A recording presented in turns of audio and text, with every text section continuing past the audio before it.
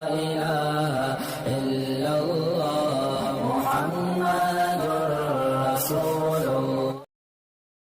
یوم افطار جس کو عید الفطر کہا جاتا ہے، یہ سجدہ شکر ہے اللہ کے حضور کے مالک تو نے ہمیں ہدایت عطا کی، تو نے ہمیں توفیق عطا کی، اور تیری توفیق کے بغیر سخت گرمی کے یہ روزے ہم نہ رکھ پاتے، تیری توفیق کے بغیر فاقے نہ کاٹ پاتے۔ یہ تیرے ہی کرم سے، تیری ہی دی ہوئی توفیق سے ہمیں صبر نصیب ہوا۔ الصوم نصف الصبر، روزہ آدھا صبر ہے۔ تو جس نے توفیق دی، اب اسی کا شکریہ ادا کرنے کے لیے ہم کھلے میدان میں، ہم مرکز میں، ہم مسجد میں، ہم مختلف جگہوں پہ جمع ہوتے ہیں اور جمع ہو کے اس بات کا اعلان کرتے ہیں، مالک میری توفیق بھی تیرے کرم کا صدقہ، یہ قدم اٹھتے نہیں اٹھائے جاتے ہیں۔ تو نے توفیق دی تو روزے رکھے گئے، تو نے توفیق دی تو گنتی کے دن پورے ہوئے، تو نے توفیق دی تو مالک تیرے ہی حضور حاضر ہوئے، اور یہ تیرا ہی کرم ہے اور تیری ہی کرم نوازیوں کے رنگ ہیں۔ حضرت معاذ بن جبل رضی اللہ تعالیٰ عنہ فرماتے ہیں کہ ایک دن حضور نے میرا ہاتھ پکڑا اور ہاتھ پکڑ کے فرمایا، اے معاذ واللہ انی لاحبک، اللہ کی قسم میں تجھ سے پیار کرتا ہوں۔ پھر دوبارہ فرمایا، واللہ انی لاحبک، اے معاذ میں اللہ کی قسم تم سے پیار کرتا ہوں۔ اور اس پیار کی وجہ سے حضور نے حضرت معاذ بن جبل کو بتایا کہ میں تجھ کو وصیت کرتا ہوں کہ ہر نماز کے بعد ان کلموں کو جو میں تمہیں بتا رہا ہوں ان کو ترک نہیں کرنا، اس کو بھولنا نہیں، اس کو چھوڑنا نہیں۔ اور وہ کیا؟ اللہم اعنی علی ذکرک و شکرک و حسن عبادتک، اے اللہ مجھے توفیق دے اپنی عبادت کی، مجھے توفیق دے اپنے ذکر کی، مجھے توفیق دے اپنا شکر ادا کر۔ تو اللہ کا شکر ادا کرنے کی اس سے توفیق مانگی، مالک نعمت بھی تو دے اور اس نعمت پر شکرانے کی توفیق بھی تو عطا کر۔ اور اللہ فرماتے ہیں میری دی ہوئی نعمت پر میرا جب تم شکر ادا کرو گے میری دی ہوئی توفیق کے ساتھ، تو میں تم سے عہد کرتا ہوں لئن شکرتم لازیدنکم، میں تمہیں اور زیادہ عطا کروں گا۔ اللہ اکبر! شکریہ سے نعمت میں اضافہ ہوتا ہے، نعمت میں برکت ہوتی ہے۔ ایک دوسرے مقام پہ کتنی خوبصورت بات ارشاد کی، ما یفعل اللہ بعذابکم ان شکرتم وآمنتم، اللہ فرماتا ہے کہ وہ تمہیں عذاب دے کے کیا کرے گا اگر تم شکریہ ادا کرو اور ایمان لاؤ۔ اللہ کی چاہت نہیں ہے کہ تجھے جہنم کی بھڑکتی ہوئی آگ میں ڈالے، جو آگ تمہاری ہڈیاں توڑ کے رکھ دے، تمہارا گوشت جلا کے رکھ دے اور تم وہاں ذلت سہو، یہ تمہارے رب کی منشا نہیں ہے۔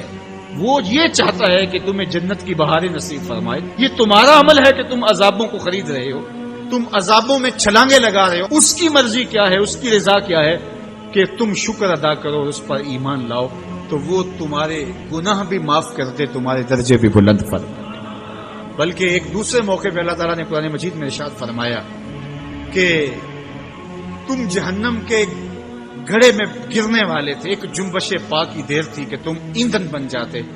کہا کہ میری نعمت کا شکر ادا کرو کہ جس نعمت نے، اس نعمت سے مراد محمد عربی صلی اللہ علیہ وسلم، تمہیں جہنم سے نکال کے جنت کی راہوں پہ ڈال دیا۔ تو ہمارا رب ہمیں بخشنا چاہتا ہے، ہمارا رب ہماری مغفرت کرنا چاہتا ہے، ہمارے گناہوں کو معاف کرنا چاہتا ہے۔ رحمت رب بہانہ می جوئت، اس کی رحمتیں بہانہ تلاش کرتی ہیں، اور بندوں کو بخشنا اسے بڑا پسند ہے۔ تو وہ کتنا کریم ہے، کتنا کریم ہے، کتنا کرم فرمانے والا ہے، کتنا رحیم ہے بندوں پر۔ جب بندے عیدگاہ کی طرف آ رہے ہوتے ہیں اور چیخ چیخ کے کہہ رہے ہوتے ہیں اللہ اکبر اللہ اکبر لا الہ الا اللہ واللہ اکبر اللہ اکبر وللہ الحمد اللہ اکبر اللہ اکبر لا الہ الا اللہ واللہ اکبر اللہ اکبر وللہ الحمد اللہ اکبر اللہ اکبر لا الہ الا اللہ واللہ اکبر اللہ اکبر وللہ الحمد۔ تو اللہ فرشتوں سے فرماتا ہے کہ کیا مزدوری دی جائے اس مزدور کو جو کام پورا کرے؟ تو وہ کہتے ہیں مالک اجر تو پورا ہی ملنا چاہیے۔ تو فرمایا یہ چیخ چیخ کے جو مجھے پکارتے ہوئے آ رہے ہیں میں نے ان کو بخش دیا۔ اور وہ چیخ چیخ کے کیا کہتے ہوئے آ رہے ہیں؟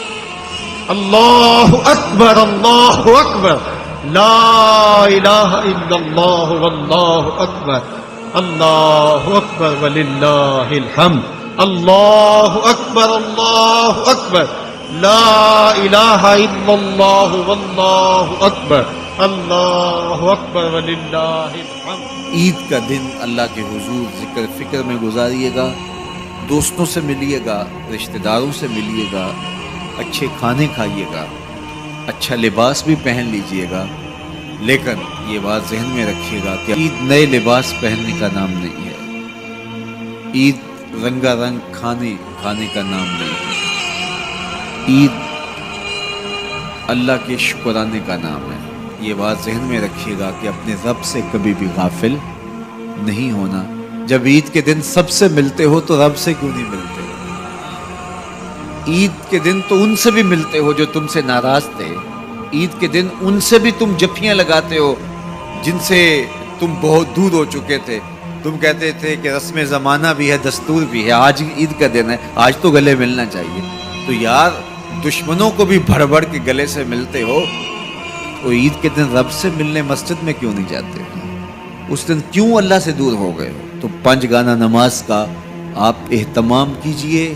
ایک اضافی نماز تمہارے اوپر عید کے دن واجب کر دی گئی ہے، تو اس کو بھی ادا کیجئے۔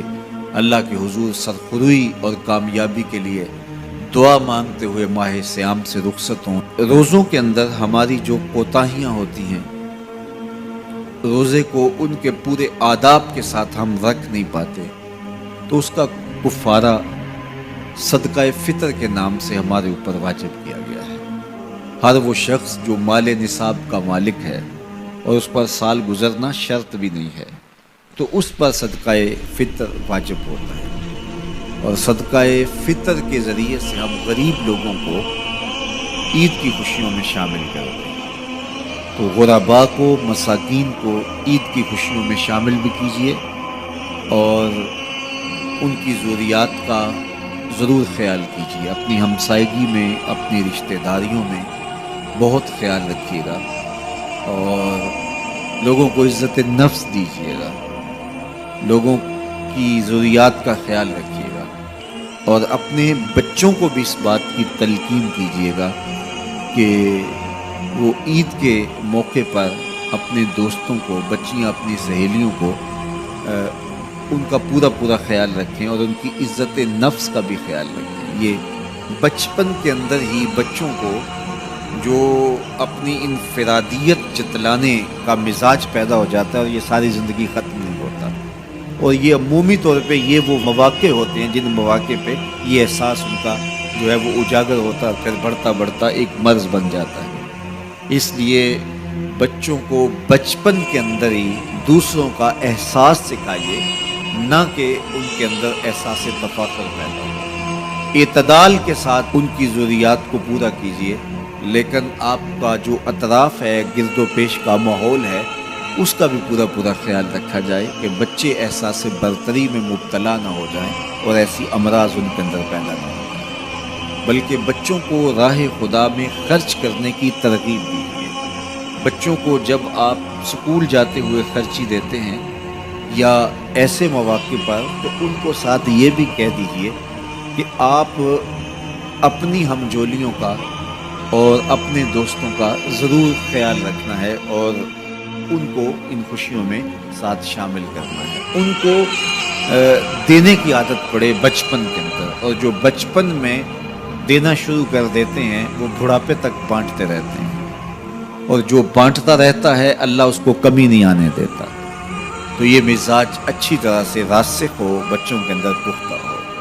تو یہ عید نئے کپڑے پہننے کا نام نہیں ہے، عید جو ہے وہ اللہ سے ڈرنے کا نام ہے۔ حضرت سیدنا فاروق اعظم رضی اللہ تعالیٰ عنہ عید کے دن رو رہے تھے، تو کسی نے کہا کہ عمر عید کے دن رو رہے ہو؟ تو کہا مجھے نہیں پتا میرے روزے قبول ہوئے ہیں یا میں مقبولین میں سے ہوں یا مطرودین میں سے۔ اگر مقبول ہوں تو اچھی بات ہے، اور اگر مقبول نہیں تو روزے منہ پہ مارے جاتے ہیں۔ تو اس لیے عید کا موقع ہمارے لیے ایک بہت بڑا امتحان بھی ہے، اور عید کا موقع ایک اعتبار سے بہت بڑی خوشی بھی ہے کہ اللہ تعالیٰ نے ہمیں توفیق نصیب کی کہ ہمیں 29 یا 30 روزے نصیب کیے. روزے 30 ہوں یا 29 ہوں، یہ واضح میں رکھیں، اللہ ثواب پورے 30 کا عطا کرتا ہے.